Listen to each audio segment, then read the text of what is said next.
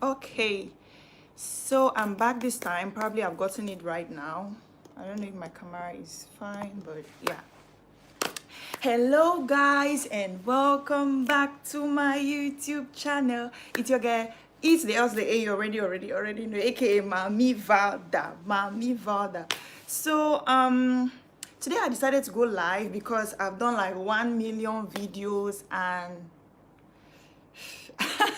I've never gotten to have a discussion with you guys, like reply to comments and to messages and to whatever question that you might have had to ask me one-on-one. So I'm not used to going live, but I'm not a scared person. I'm not scared of the camera, so I can talk. I can go on and on and on and on and on. They just bring me back to track if I have not been saying the right thing or if I go out of topic, okay? So please, if you're watching, let me know that you're watching. Just send a hi comment. Just send a hi comment. I don't know why this thing is like this, but okay. Okay. People are joining the live, so let me know what your question is or what you want to know or what you want me to talk about. But as the topic says, I'm going to be talking about love, relationship, marriage, and sex. Yes, the sex word was so hard to come out of my mouth.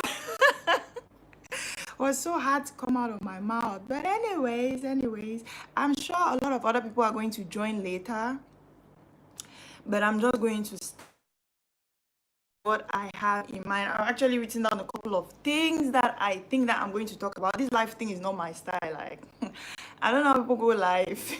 I'm used to doing videos and posting. I'm not used to going live. Okay. I don't even know how my camera is placed.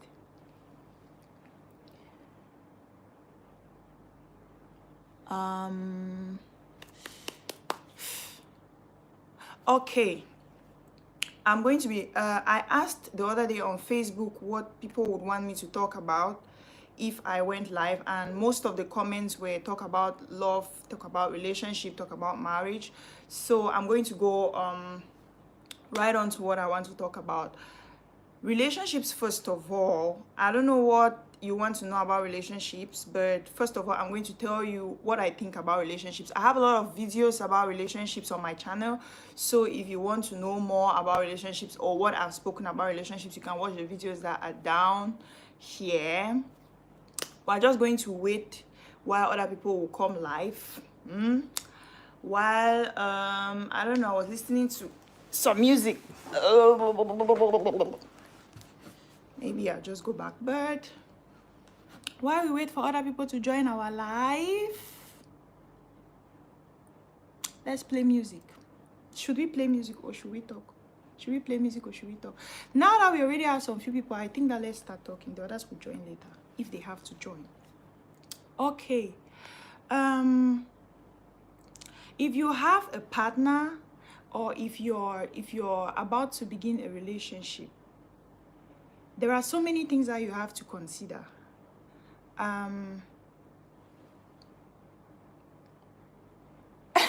Spirity, what do you want to learn? Okay, there are so many things that you have to consider before you decide to get into a relationship. Your reasons for getting into a relationship should not be things that are material.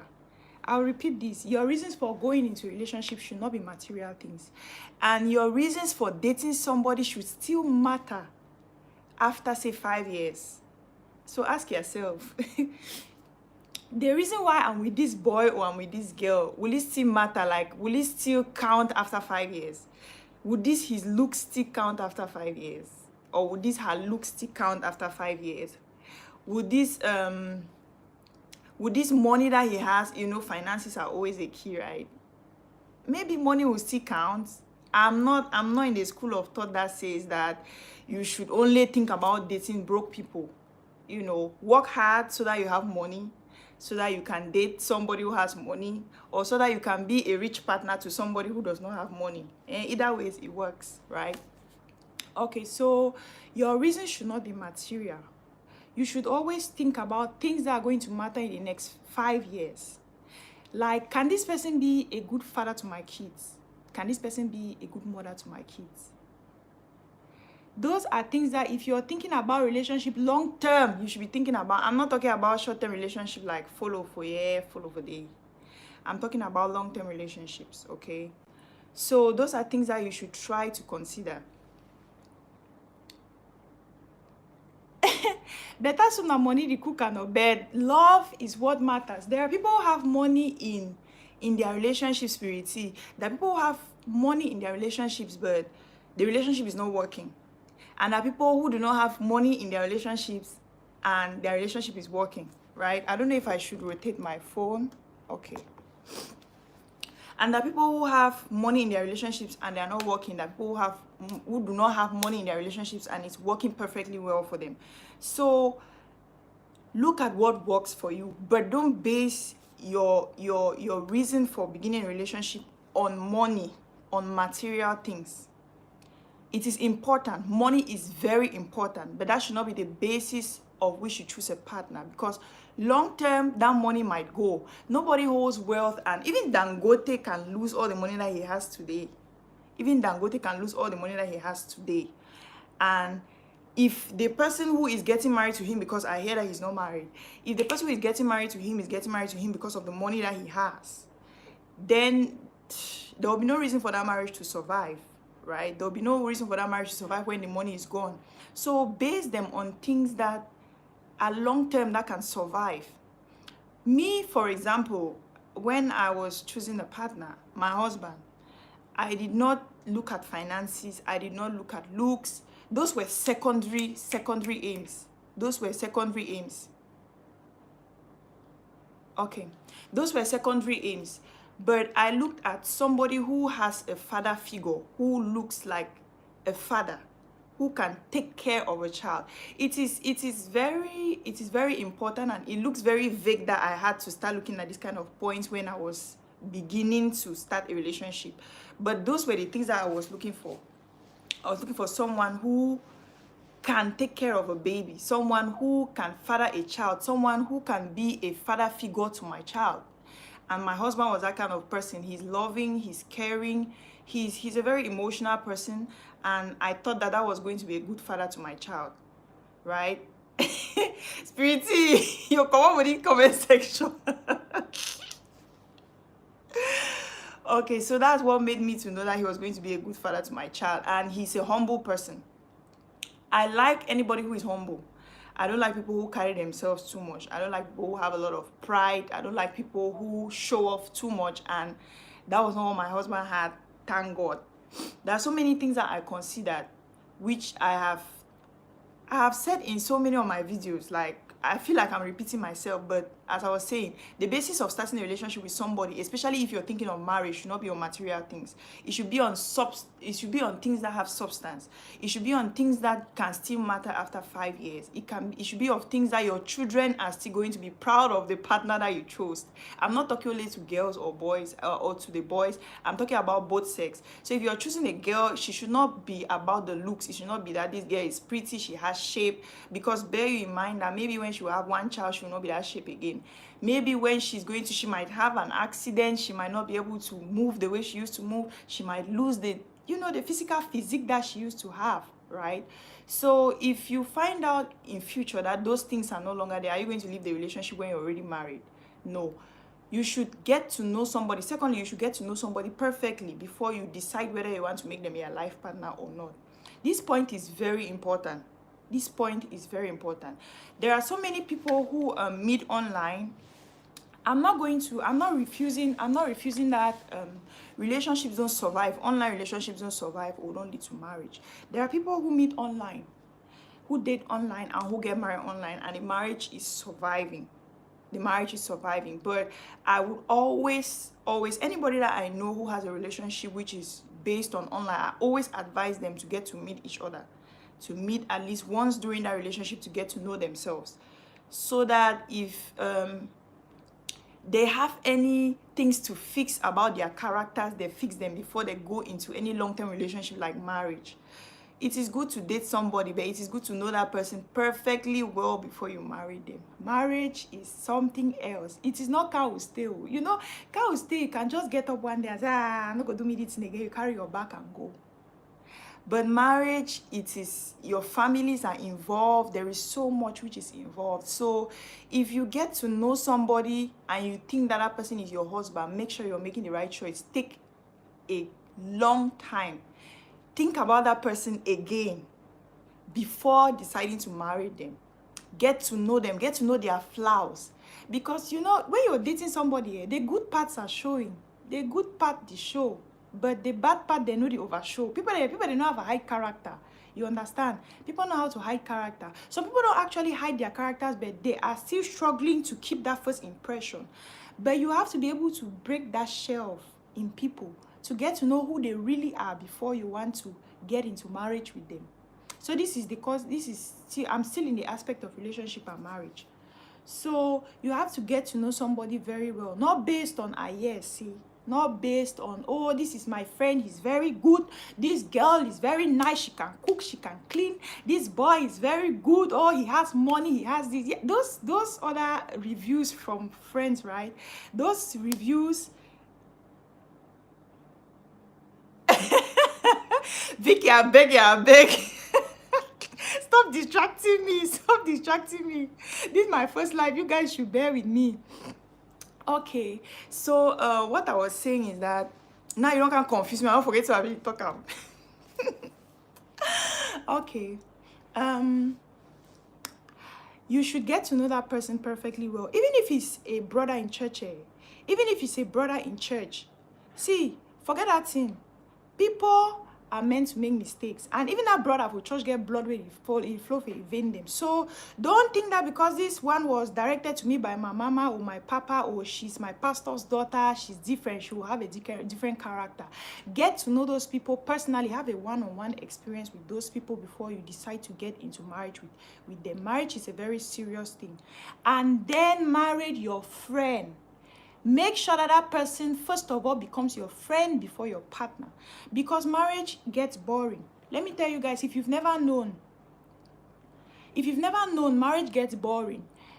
Jenny, the little princess, is fine. She's actually sleeping. So maybe very soon I'll have to run to her cot and carry her because she might just start crying very soon. What I was saying is that you should get to know the person very well. And then you should, what was I saying? You see, when I reply comments, I forget what I was saying. Hey, I made up a live session. Oh, this thing is getting serious. Okay. Marriage, I was saying that marriage can get very boring. So if you don't marry your friend, maybe just after 1 year, you get tired. Because seeing the same person over and over and over and over and over again can become so consuming. So consuming. And you might find yourself just getting tired of the whole relationship. You might find yourself getting tired of that person. If that person was not, first of all, your friend that you can sustain a conversation with, you might find yourself leaving that relationship. Because guys, if you think that marriage is only about, you know, they married, the vows and the babies, and what is that spare time that two of you will be in the house? Maybe you're not working. How are you guys going to cope? It gets boring. It really gets boring. So if you don't marry your friend, that you guys can talk about things and laugh. Couples kongosa, you know, those things. If you marry somebody who is boring, who is not your friend, somebody that you're scared of, that is like your father, that's a problem. Okay. So if you have anything to ask about relationship and marriage, you can send a comment, or if you have anything to say, you can send a comment so that I'm going to reply to it. Let it not only be me talking as though I'm doing a video to post on YouTube. So ask. If you have anything to ask about marriage or about relationships, you can ask, and then I'll try to answer, because I am not a therapist or I'm not a specialist, but I'm going to try to answer and see if my answer helps you or not. Moving on to the next, we are going to be talking about sex. Does sex keep a relationship? This is a question that I had from somebody that I decided to answer in this session. I'm somebody who talks a lot about sex, even though I'm married and everybody knows that I'm having sex, but I'm not really someone who talks so much about sex. But because this person asked a question, it called for concern, because I knew that there is a lot of questions surrounding this, and there is a lot of opinion on social media about sex and relationship. And maybe my own opinion will not count, but I just want to talk about this. If sex is what keeps a relationship, to me personally, if you care, you give it front, you give it back. You give it dog style, you give it cockroach style, you give it whatever style. If a relationship is not meant to last, it will not last. It is not about the sex in the relationship. If you start the follow person, and then all of what you think about is the fact that is he good in bed or is he not good in bed, you will forget about the other things that actually matter. And then you might actually meet somebody, since you're working and testing people's ability, you might actually meet somebody who meets up to your expectation, but who is a mess when it comes to a partner, like a partner, mentally a partner. If you care, you give a boy everything that he wants in your body. If that boy does not want to stay in that relationship, he will not stay. So if sex was the ultimate, if sex was what makes a relationship work, why do men cheat? Because there are men who have wives who cheat. There are men who have girlfriends that when you see them, you know say the girl na girl. You now understand what I mean? Boy, then they get girlfriend the way you see the girl, so you know say no, the girl na girl. I don't feel stand for a corner. They still cheat. So finally, what are they looking for? You say the boy wants this physical aspect of a girl. You see a boy who is dating a girl or who is married to a girl who has everything that a woman should have in her body, but that person still cheats. So finally, what are they looking for? It is not sex. It is not about your body. So quit giving yourself to people in an attempt to make a relationship work. Quit giving yourself to people because you want the relationship to work. Because that is not the reason why your relationship is not working. Think about something else. I know that so many people are going to come here and say, no, sex. Marriage, me, I'll talk about sex in marriage, but I will never advise sex out of marriage because I'm a believer. And as the Bible says, it is wrong to have sex before marriage. Yes, you can't kill me for comment section. Come and kill me. It is wrong. I will say it's wrong. During my wedding, the pastor said it's illegal warming. You are warming illegally. So if you want to be warming legally, go and get yourself a partner. Huh? I know that some people will kill me, but whatever. Whatever. We have the license. So yeah, if you have a relationship that you're thinking that it should lead to marriage and the other person keeps complaining about sex, then probably that person is not the person for you, because there are so many other things that make a relationship. There are so many other components that should make a relationship work. But if you don't think about those other components, you keep thinking about the physical aspect, the fact that you have to have sex, then you forget about those components and your relationship is not going to work. So it's not your body, sister, brother. It's not how you can have sex with a woman. It's not how good you are in bed or whatever. It is so many other things. Forget about sex. Work on who you are as a person. Can you organize a house? Can you keep a family? Can you be a woman? Can you be a mother to a child? Can you father a child? I'm not talking about get a girl pregnant. I'm saying that can you father a child? If you don't know that those things are important in a relationship, you have to read books, get books, go online, search, read how to be a good husband, how to be a good wife. It's a two-way thing. Most frequently, they always talk only to women. Women submit to your husband. Women love your husband. Learn how to be a good wife. Learn how to be a good partner as a woman. Guys, too, you have to do the same because respect is reciprocal. A woman is learning, a man too has to learn. If you want to sustain a good marriage in future, if you're still single, right, and you want to have good marriage, you want to be in love every day, you have to learn. Before getting married, I listened to a lot of marriage tips. A lot of them. I went to YouTube, I searched, I learned. So many things that you have to learn, they are on there in the internet. Get to learn them. Better yourself as a woman, better yourself as a man. It's not all about sex. It's not all about, because sex will get boring. That's the truth. Sex will get boring. Some married people will tell you that they go 2 weeks without having sex. They go 1 month without having sex. They go 2 months and months without having sex, and they are living under the same roof, because it gets boring. It's not like. So what is going to keep your relationship now when sex is not going through? What will keep it?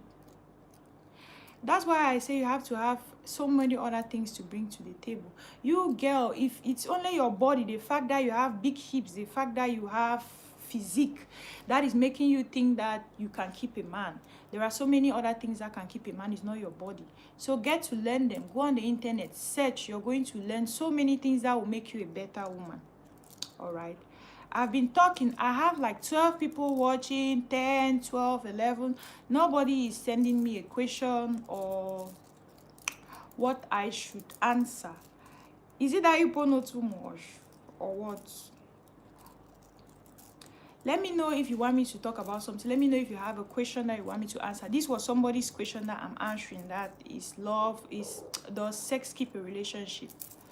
So yeah, I said no. It's not about sex. It's not about sex. Why do people pay for sex? People pay for sex. Somebody can pay to get sex anywhere, but they have a partner for a reason. So it's not sex that keeps a relationship. It's not sex, not at all. Okay. What else? If you guys don't have question to answer, I'll play my music. Hey babe, if I play music, YouTube is going to censor my video. No, I'll not play music. Okay, Vicky, are you still there? And sister single, you know you're not married and you're supposed to be championing the comment section. I don't be play music now. I don't discover say if I play music they go censor my video. No way, I need to play music. Okay. What else should I talk about? Other people will join later and watch. They'll watch after. But good that you are watching now. You can ask a question. If you're not asking, I might as well stop the live. But I don't think that I've spoken enough because I wanted to answer questions. I wanted to answer somebody's question, anybody's question. If you've not asked a question,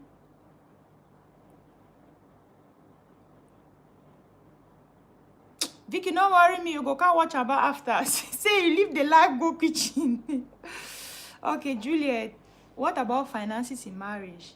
Is the husband supposed to be the main responsible for? You know this topic, Juliet. See, in marriage, when you're married, it's a team. There is no who is supposed to do what, who is supposed to do what. It's a whole team. There are marriages where the woman has more money or the woman earns more money than the man. In that case, what will you do? You keep your own in your bank account because it's your husband that is supposed to do this or it's your husband that is supposed to do that. It doesn't work like that. It's a team. It's a joint venture. So it is not like it is one person to provide. For me personally, I don't even know who has what. You understand? I don't know if you understand what I'm saying. Now that I'm married, I don't know my husband's money. I don't know my money. For some people, it's different. People have different accounts. People have separate accounts as a husband or as a wife. But for us, we have a joint account. So I don't know whose money is whose money. So money generally takes care of something. We just take money from here and do what we have to do with it. If we have to pay rent, if we have to pay bills, if we have to pay something, we just remove from where we keep and pay. So it's not like who does what or who does what. But generally speaking, as a man, you're supposed to be able to provide for your home. So brother, if you are not doing something, if you know the work, if you know the hustle, if you know that gets money for take care for a house, no married. I said what I said. I said what I said. If you don't have money to get married, don't get married. Because in as much as I'm saying that it's not only the responsibility of the man, that both parties can always do what is necessary. Like you can always chip in when you see that there is need. In as much as I say that, I'm saying I know that everybody knows that in the African home, it is the man's responsibility. Like it's on your shoulder for you to bear. So you should at least be at that place in your life where you can take that kind of responsibility before you decide to get a partner as a woman. That I'm saying that to guys. But girls, you should not equally sit one side and don't do anything. You should not sit and then you don't work because you are waiting for one Prince Charming who has worked all the money on earth to come and sponsor you. You, on your own part, you have to equally be doing something for yourself. You actually have to build yourself, build your career, so that in case the person that you get married to loses what he had when you guys got married, you can take care, you can shoulder the responsibilities before he stands on his feet. That's why you are a partner. That's why you are a spouse to that person, because you're there to support them. So you should not only be based on the fact that it's the man to spearhead the home or to take care of the finances in the home. Juliet, the reason why I asked is that if the world, some men are asking for 50-50. Well, I don't know, but the man should not be asking for 50-50. I'm just saying this as a pep talk to you, the girl, that you should be looking for your own money, you understand? But I know the CY way the man gave the ask 50-50 because the responsibility normally is on the man's shoulder. You know, he's a man for a reason, but the woman should be able to help. You should be a helpmate. Then Vicky was asking that the responsibility of marriage, finances, who should shoulder it? Well, still the same. I'll still give you the same option. If you can take care of some things, you should take care of them. The total responsibility of the wedding should not be on the man. You should not say, okay, now the man can't take care for all things for the marriage. You understand? You should be able to take care of some things. So when you're planning to get married, when you're planning for the wedding, you, the girl, maybe you don't get something where you don't put them for down. Maybe you don't get something where you don't keep them for down. Say, okay, now the one this one I don't keep them for this. Now the one this one I don't keep them for this. May not be saying only the man. Now only the man where you wait, he say he go can rent her, he go buy her clothes, he go buy mimbo, he go buy the one, he go buy that one. The man knows that is the wedding that he proposed to you, right? He wants to get married to you. So in my head, I think that the man should know that he has to spend more. I think that the man should know that he should spend more. But you, the woman, may not carry up your head like signboard. You equally have to shoulder some responsibilities of your wedding. Because sometimes the man will not be able to cover all the costs. So if you have the finances, it is always good to help. At the end of the day, it's both of you who are getting married to become one. And if you let that man use all of what he has in his account, you get married to him. Now Natu go suffer. So just do it wisely. If you have some money in your account to help, you help with that money in your account. Both of you are getting married. Not be one person is married. So if you get money for your account, if you help day, you help day. Because say at the end of the day, now Natu go enter that house. And don't do what is more than you, like I said in my previous videos. Don't do what is more than you. Marry, do wedding where you fit, do one. Not do the one you don't see for Instagram for Bella Ninja. Not do the one where you don't see whether your friend be do am. You understand? Do what you can do. Leave the rest for God. Perfection is not your own for weddings. Whether you do an some person who can't do and pass you. So if you can help your husband or your fiancé in preparing for your marriage or for your wedding, if you can help them in the budget, that's fine. But you guys should do what you can do. Don't go more than you can. Oh. Young girl, I beg ma go off topic small. What will you do with? Ha! Vicky! I beg no be now we talk today. So what I do my voice? The voice now not even sure if you even sing. Joy, joy, joy. My voice is so bad now, Vicky. I don't know. It's been long that I even sang. You know, don't stay. Why I even sing one line for song like I don't mean say sing normal song. I mean say sing song vocalize. Don't stay. Don't really stay. So yes, I'm not doing anything with my voice, and that's very bad. And I'm losing it. I'm losing it. Sometimes I sing so I don't believe saying I mean I say my voice. Now God go really judge me, my sister. Now God go judge me. Ah, Vicky, the one we don't ask say now who dey take care for marriage. Does it mean that we should start waiting on the channel to see if things are going to escalate to something? Does it mean that we should start waiting? The one I don't ask as now who dey take responsibility for wedding. So okay, guys. Okay. Let me not go off topic. Vicky is taking me off track. Okay, Juliet is saying that I would like to know about in-laws. Does the couple agree on how much they give out to in-laws? Okay, 1 minute, let me check on my daughter.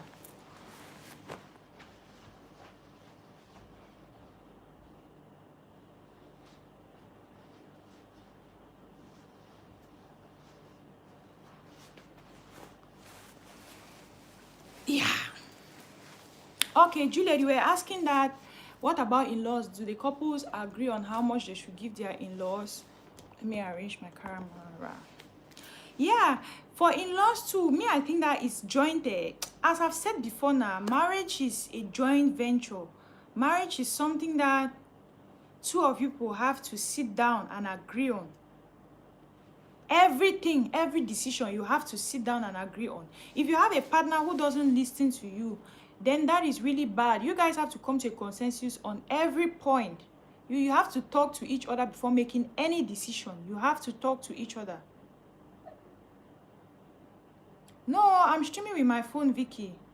I'm streaming with my phone. You guys have to sit down together and take decisions. In my case, both of us take decisions together. If we have to give this amount to my side, like to my parents, to my siblings, or to anybody who needs help, we sit down and discuss on how much we should give that person. Because it's not me giving the money this time. If I give anything to my family, it's from both of us. It's from myself and my husband. And if he gives anything to his family, it's from himself and his wife. You understand? So two of us sit down actually and make decisions on what goes to the in-laws or what we want to support who with. Like if somebody is getting married, if there is a funeral, if there is something that is going on, you know, from both sides, from my side or from his side, we actually sit down and make that decision. It's not actually one person who takes the decision like that. It's always good to work as a team. That's why I said that marriage is teamwork.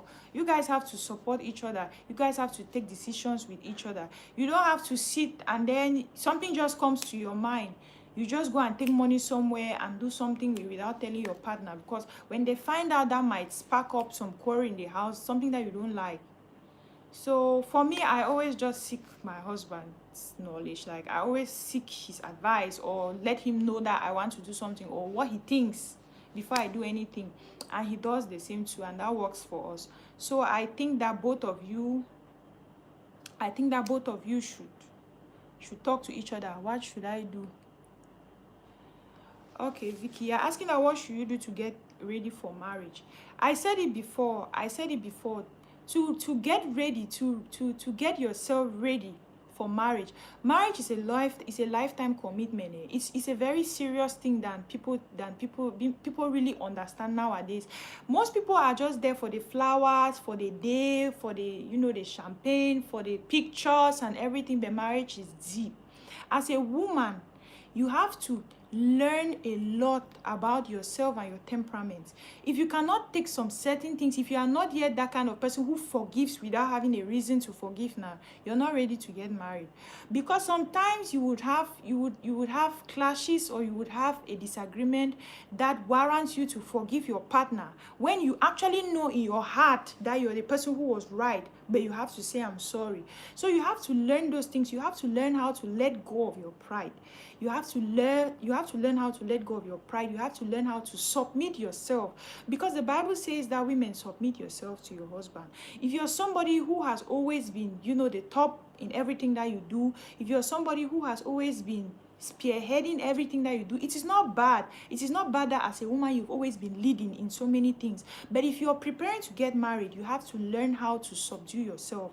You have to learn how to go under a man, no matter your level of education. Even if you are having a PhD and a doctorate in whatsoever, if you decide to get married to a truck pusher who does not even have ordinary level, you took yourself to that level. You have to submit yourself under his leadership. He is somebody, because you decided to get married to that person, that means that he's somebody that you can submit under his leadership. So you should be able to submit under his leadership. Whether he's a truck pusher and you are a master's degree holder whatsoever, you have to be able to submit. And to be able to submit is not easy. Not everybody knows how to submit. It is not easy for you to cover your mouth like this, like mumu, like this, when somebody is talking to you and shouting at you for something that you have done wrong, maybe that you think that you did right. It's not easy for you for just you don't quiet, so no offer any word or no shout back at ye. It's something that you actually learn to do, self-control. So as a woman, if you're preparing to get married, you have to learn how to control yourself. You have to learn how to submit. You have to learn how to talk politely. As a man, you have to equally do the same, because the Bible says that women, submit yourself to your husband. The other way, the Bible says to the man to love his wife. Because if you love your wife, there are so many things that you will not do to her. You will not cheat on her. You will not beat her. You will not how do they say it? You are not going to disrespect her. There are so many things that you are not going to do to your wife if you love her actually. So you have to learn how to love her. You have to learn how to stick to one partner. That's how you prepare yourself to getting married. If you're somebody who has always been having multiple partners, you have to learn how to stick to one partner. Because getting married, you are becoming somebody's role model. Now I have a daughter. I'm going to be her role model. If in marriage I keep jumping from this uncle that comes to visit me and we do things to this other uncle, that's what my daughter is going to learn.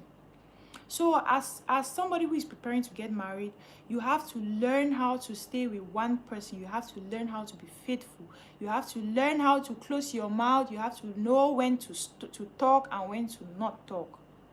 So there is a lot of self-control that you have to learn. You have to read books, Vicky. You have to read books. You have to read books to know how to keep a home, how to keep your man happy, how to be a friend to your man. You have to read books. You have to watch videos. I used to watch a lot of videos on marriage counseling and so many other things. You have to read books. You have to watch videos. You have to get to know yourself better. You have to know the man better. Okay? Yes, so Vicky. Yes. There are so many people who don't know that I'm a believer. So I'm talking now, and because I don't always open Bible in my channel, people don't know that I'm a believer. But the videos that, or my topics that I always talk about don't always get to. I always just talk about me and my husband, the baby, and stuff like that, labor, so it doesn't really get to where I have to talk about the Bible. But I am a believer, and I am a born again. That is why I'm saying things and quoting from the Bible. I'm not just a Christian, I'm a believer. And I am born again of the Holy Spirit. So you have to pray. You have to sit down and take time and meditate and pray before you get into marriage as a single person. You don't just rush into marriage because you see your friends getting married. You don't just rush into marriage because you hear that people are getting married, or you equally want to have that party. You actually pray. What makes a good marriage is the foundation on which that marriage is built. And that foundation is not what you build when you get married. You start laying the foundation for your marriage before you get married. The way you start laying the foundation for your kids before. Can you know your husband 100%? Okay, I'll come to that question. You start laying the foundation for your kids before you get married.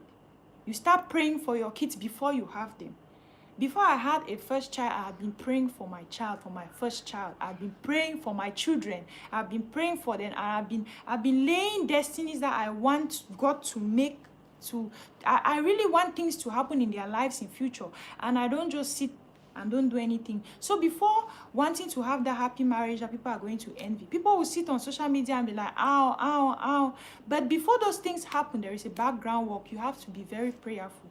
You have to lay a foundation for which you want those things to happen for you. You have to pray, you have to read, you have to study, you have to learn how. Before even having a baby, I don't learn how to be Mami Sote. I don't read all kind of book, they watch video there. Why? Because I want to be a good mother to my daughter, and I don't have anybody around me now to teach me those things. So I only read and I only study. And then the other question was Jenny, please ask the question that you asked. I've forgotten. I don't know how to check the questions here. I don't know. I'm actually a novice when it comes to live sessions. So yeah, I hope, Vicky, I hope that I've answered your question. I hope that I've answered your question and I've made sense. Because maybe sometimes I just go on and off, on and off, on and off. I hope that I've made sense. So you have to... Okay, Jenny, you asked if you can know your husband 100%. No! You can never know your partner 100%. You can never know your partner 100%. You are not God. You are not God. You cannot know your partner 100%. Myself, I cannot say that my husband knew me 100% before getting married to me. I can never say that he knew me 100% because there are some things that he finally found out about me when he was already married to me. Yes, those are things that come with the parcel. And there are some things I actually found out about him when I got married to him. Those are, it comes, the whole bundle comes, it comes with the whole package in one. So when you guys are still dating now, very difficult for you to be getting married to that person and say, I don't know you 100%. That person will still shock you with some characters that you did not know. Because the truth is that if you were in the kind of relationship that I was in, we were not living together before we got married. We knew each other, we were friends, and we were dating, but we were not living, we were not cohabiting together before we got married. So we got married before we started living together. So there are so many things that you will not know about that person that you only get to know when you get married to that person. So many things. Some of them are negligible, you know, maybe like the person's eating habit, maybe like the person's sleeping habit, maybe the way the person talks. But some of them you cannot actually neglect. But what I'm going to advise you is that pray that those characters that are going to unveil when you get married to that person are characters that you can take, are things that are not too strong, things that are not going to actually make you regret getting married to that person. There should be things that you can take. There should be negligible things, because if there are characters that that person had hidden so well, because people can actually hide some aspects about them. If it is something that somebody had hidden on to get married to you, which is actually very poisonous, then you're in trouble because you're actually already married. But then you cannot know somebody 100%. You cannot know somebody. Every day they unleash another character. Right now I can say I know my husband 100%. Right now, I know that I can say that I know what he can do and what he cannot do. I can say that I know him perfectly well now that we've been married for almost 2 years. But when we just got married, I could not answer this question the same way. I could not say that I know him 100%. Why? Because there are things that I got to know about him only when I got married to him. There are characters that I got to know in him and things that he got to see in me that were only things that showed themselves when we had already gotten married.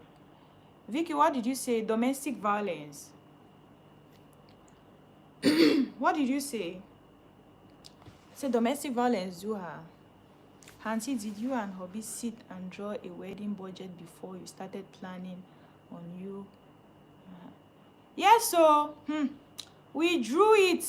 Me, I'm a Bamileke person. I'm an accountant by profession. So anything that concerns money, we write it down. 1 + 1 = 2. We budget for things.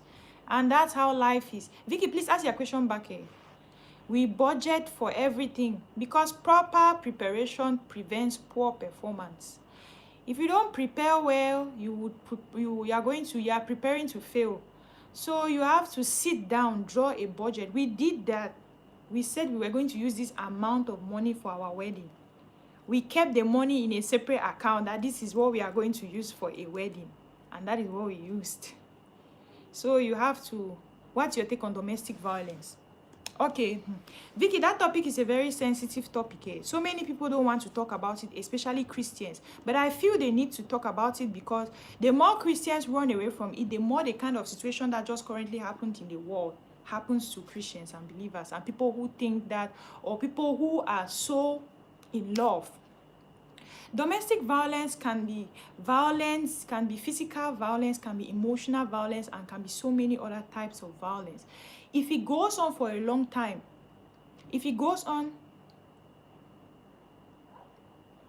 my sister, I did sweep for update. Vicky, I beg ya. I don't know how to do that one. I'll learn it after. we'll keep learning. So I was saying that domestic violence is something which is very sensitive. So many people don't like to talk about it. But as I already said something about a relationship and abuses on my channel. So I'm still going to talk about it. If you are in a relationship and you're being violated, if you're in a relationship and you're being violated, emotionally or physically, know when to quit. Whether you're married or you're not married, know when to quit. There is a story which is going on now on social media where a Ghanaian pastor actually murdered his wife, shot her 7 times and she died. That's a pastor who murdered his wife. And from what I hear, it's not like the lady was still living in his house. The lady had packed out, his wife had packed out and left him. He actually followed her to work and shot her dead 7 times. Shot her 7 times and she died. So if you are in a relationship, this is my candid advice to you, and you're being abused emotionally, physically, any kind of abuse, if it gets too much, please go away. Do you think there is a sign to know if the partner is going to be violent, to violate you? There are signs, Vicky. There are signs. There are some things that people cannot hide. Character is like pregnancy. Character is like pregnancy. You can hide it for a certain period of time, but it's going to unleash. It depends. Okay, it depends on how much you have stayed in that relationship with that person to get to know that person well. It can show. Yes, it is true that some people can pretend that, but there are some things that when that person says, you should look deeper into them. Some people you cannot actually know, Vicky, is true. You cannot actually know. Some people you cannot actually know if they're going to be violent or not. Some people are so nice in the relationship and everything, but you get married and they start torturing your bum. They start whipping you up. You can never know. Sometimes you know. That is very true. My husband was not, I was in Cameroon, my husband was not in Cameroon, and we were dating. So how would I have known? Maybe sometimes you can detect from the small kind of clashes that you guys have. Sometimes you can detect from those kind of clashes, from the way he uses words at you, from the way he talks back at you when you guys are having an argument, maybe on phone or text or voice note or something like that. But still, that does not prove 100% that you can know that that person is going to be violent or not, or that person is going to beat you or not. It just happens. It just happens. It just happens. It just happens. Sometimes you get married before that person actually develops drinking habits. And when the person develops so much, the person starts drinking too much, that can lead to violence. Because when that person comes back home drunk, maybe the person can hit you or stuff like that. So there are characters that people pick up when they get married, and that makes them to become violent. So you cannot actually say it, Vicky. You cannot actually say that this person is going to be violent or not. Even though before there are some signs that you can look for. You can try to pick in your conversations, in the way that person treats you, in the way that person talks to you when you guys argue. But it's not 100% sure that you can know that this person is going to be violent. But if you get married to that person and that person starts violating you, that person starts beating you all the time, and your health is in jeopardy, your life, now one. If it gets to that level, you can quietly go to your parents and sit there for a while. Let that person calm down. If you guys can still work the relationship, I don't know.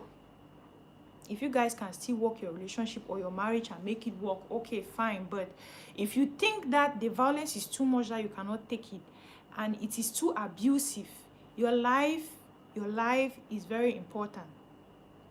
So how do you handle habits that come up after marriage? Let's say honestly, the person wasn't like that. Okay. Vicky, the habits that come after marriage, it depends on the person that you got married to. I always take examples from my husband. My husband is somebody who listens.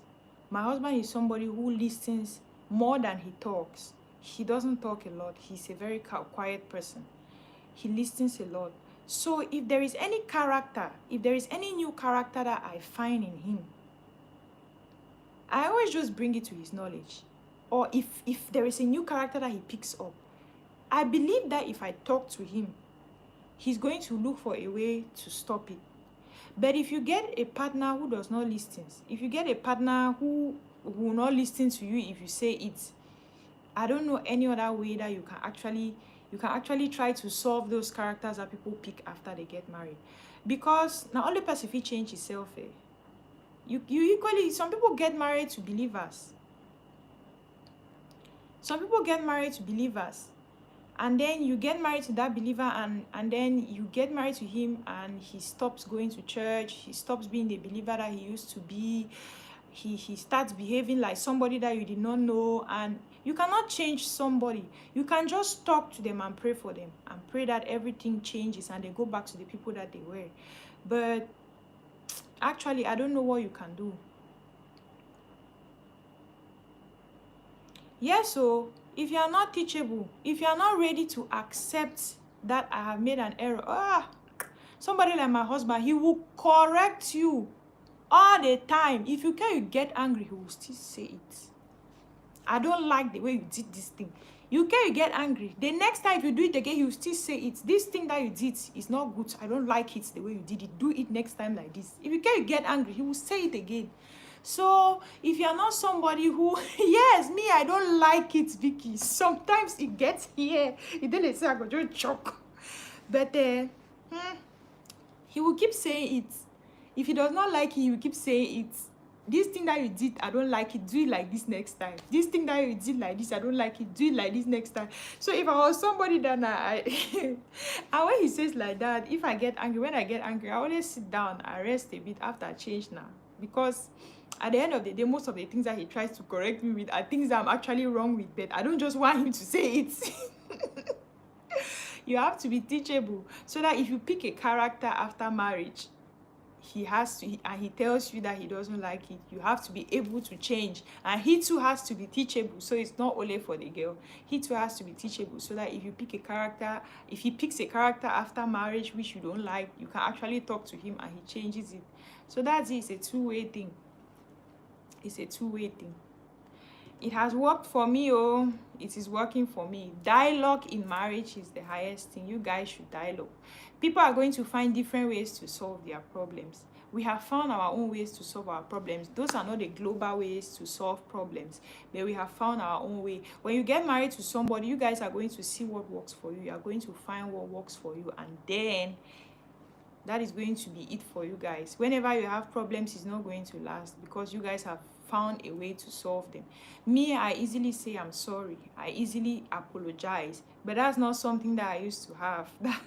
That's not a trait that I used to have, to just tell somebody that I'm sorry like that. But I learned how to say I'm sorry. Even to my friends now, when I do something to them and they tell me that I didn't like what you did to me, I always look for a way to say I'm sorry. And that is something that I learned after I got married, because I learned that I have to be able to apologize for things that I do which are not correct, in order to keep my home. And my husband learned vice versa.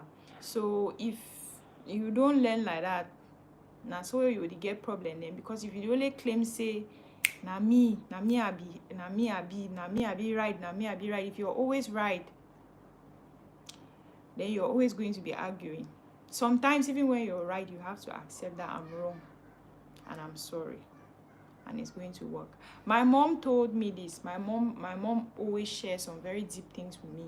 My mom told me that you have to say sorry, even if you're wrong or even if you're right. Is it advisable to get married to someone with a lot of external family responsibilities? Well, you cannot detach somebody from their family responsibilities, but you can make them to know that you are actually their most immediate family at that point, so that they know their preferences and they know how to choose. Okay, I cannot stop. My husband is a first child.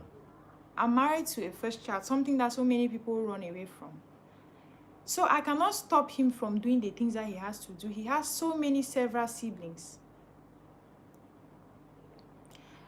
God bless my home, Vicky. God bless you too. So Jenny, I was saying that, thank you for watching, Vicky. Thank you very, very much. You've sustained the life for a very long time. Jenny, I was saying that I cannot stop him from doing the things that he has to do for his younger ones. He's the elder, right? He's a first child. But I can make him to know that now I am his priority and I equally look up to him, and we have a baby who looks up to him. So we can reduce the amount of responsibilities that he used to have, or the way he takes care of those responsibilities. Everything is about management. But you cannot actually try to stop somebody from taking care of the responsibilities that he had before marriage. That would be selfish of you. That would be very selfish of you. Let's say somebody, before you got married to somebody, all of his siblings used to look up to him, right?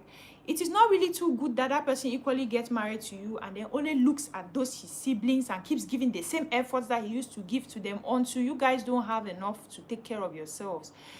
But it is good that you talk to that person, explain to him, and let him understand that you are his responsibility, and that he can cut on those responsibilities that he actually has now. And you guys should try and look for a way to juggle between his family, his responsibilities, and the immediate family that he has now, which is you and maybe your kids. But it's not good to totally stop that person from doing what he used to do for his family. It's good to help him to do the things that he used to do, but you guys should cut on them.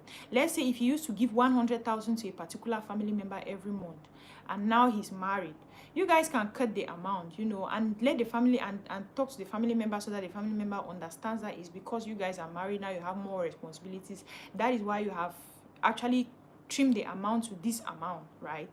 But it's not good to just come in and tell him, no, I don't like you giving money to your mother again. Don't take care of your mother. Don't take care of your siblings. I don't want you sending money to your brothers and this and that and this and that. That's what actually brings so many problems into your home, because if you say your husband should not give money to his mother, that's you making your mother-in-law have issues. So do you make him reduce the amount of responsibilities without making you look selfish? It will not make you look selfish. What is wrong with telling him that you used to give this person 100,000 behon? See, now we have bills to pay. We have the house rent to pay. We have the child school fees to take care of. And before you did not have these responsibilities, that's why you have to give 100,000. Now that you have all of them, please give 50,000.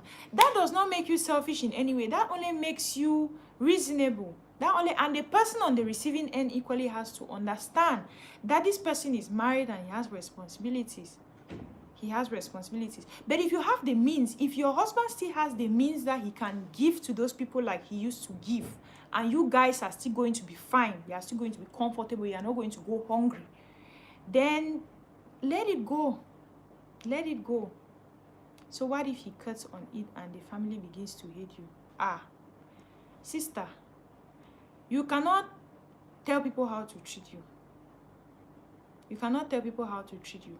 Now you wear the shoe, now you no play the pinch for it. If they start hating you, there is actually nothing you can do.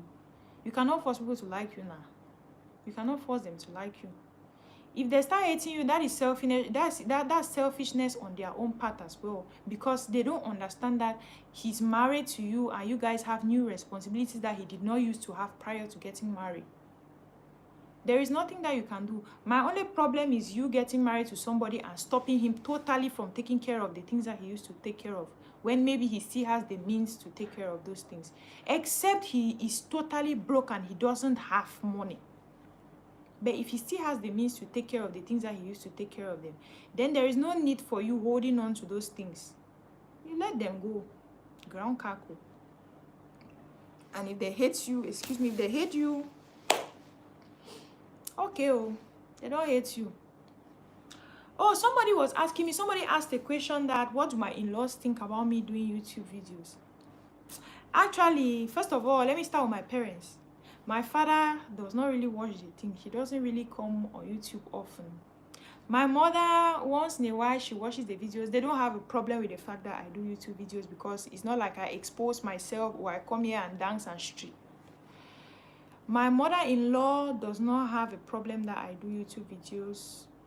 She can be concerned if somebody raises an alarm to her on a topic that I've spoken about. She might ask me that, what did you talk about? Because somebody told me about this thing that you spoke about. What did you actually talk about? That she does not have a problem with it. My father-in-law, nothing. He doesn't have a problem with it. And my in-laws in general, they don't have a problem with the fact that I'm doing YouTube videos. So I'm totally fine with that. So I hope that I've answered that question. If there is no other question, then I'm going to give 5 minutes. If any other question comes, I'm going to answer it. If there is no other question, then I'm going to actually end the live now, because it's actually almost 1 hour. Do you advise that a woman's sibling or the husband's siblings come and live in their house? Why are you guys asking me sensitive questions? But I want to make them come on me for marriage today. Okay. Well, there are reasonable times when the people need to come and live with you that you see that they don't actually have an option. If that is the case, you can provide shelter for people. You can provide you can provide shelter for a relative who is stranded, who needs a place to sleep. You can provide shelter for somebody who is visiting. You might have a sister or a relative's son who is actually having a hard time, who does not have a place to stay, and you feel it in your heart to take that child in, but it should come from your heart. It should come from your heart to take somebody into your house to live with that person, because it's actually a very big responsibility to live with somebody and to take care of somebody's own child. So you should feel it in your heart. It should actually come from your heart. If you feel it in your heart that you should take somebody's child or your relative's child and live with them, then it's fine. What works for you? What works for you? And if you feel that you should help that person by sending them money, or if you want to take care of a child, let's say you want to bring the child and send the child to school, you should do that. If you think that you want to send the school fees for their parents to send them to school, you should do that. Whatever works for you. I don't think that there is any standard. I don't think that there's any standard. If you're comfortable with people living with you, there are people who cannot live in their houses, only them. There are some people who like to live in a crowded house. If you like that kind of atmosphere, it's okay. You can take your relatives and live with them. It depends on the relatives as well. It depends on the ages of the relatives. Don't go and get your cousins who are your age mates that are going to come and disturb you in the house, or your relatives, your far relatives who are your age mates who are going to come and disturb you in the house.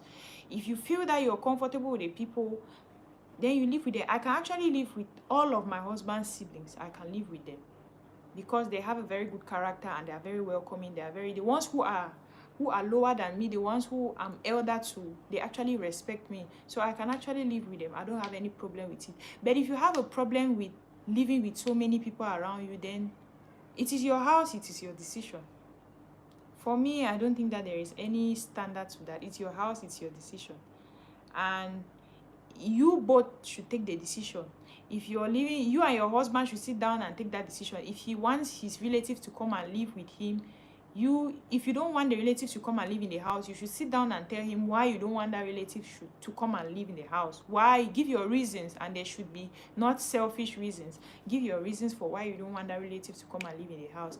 And if you want your relative to come and live in the house, you actually have to sit with your husband too and talk to him.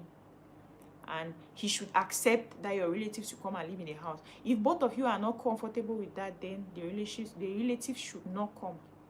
But if you're comfortable with living with them, then there is no problem. There is no standard.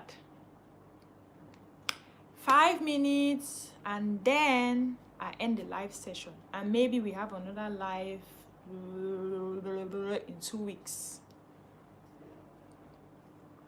So any other person who did not join this live now is going to watch the video as a normal video next time.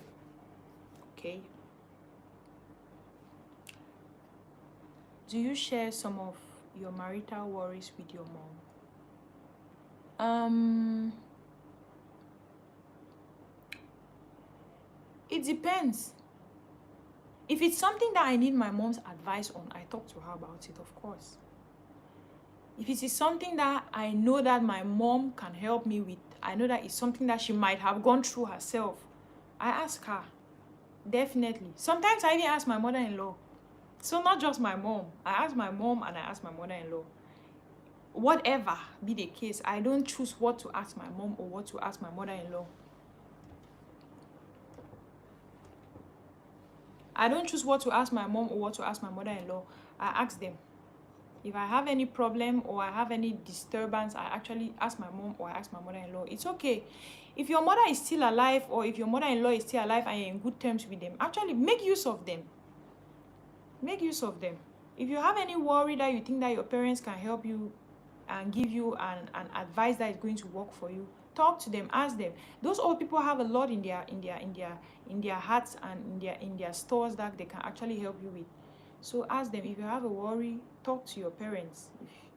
But it should not be back to back. Any small problem where you won't get a house, you don't call your mommy. Any small problem where you don't get a house, you don't call your papa, you don't call your sister and your brother them. It should not be back to back, back to back, back to back, back to back, back to back. You know, except it's important. There should be things that are very important. Then you bring your mother, you ask your mother so that she can help you. Jenny, why are you laughing? Because I said it's not back to back. Okay, guys. So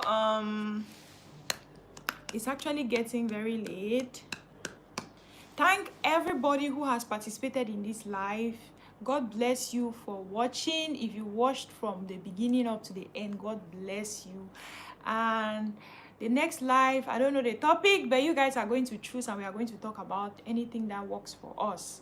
So yeah. Thank you guys for watching, and God bless you.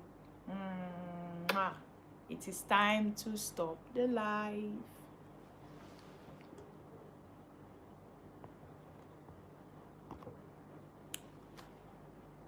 Okay, Jenny. Okay.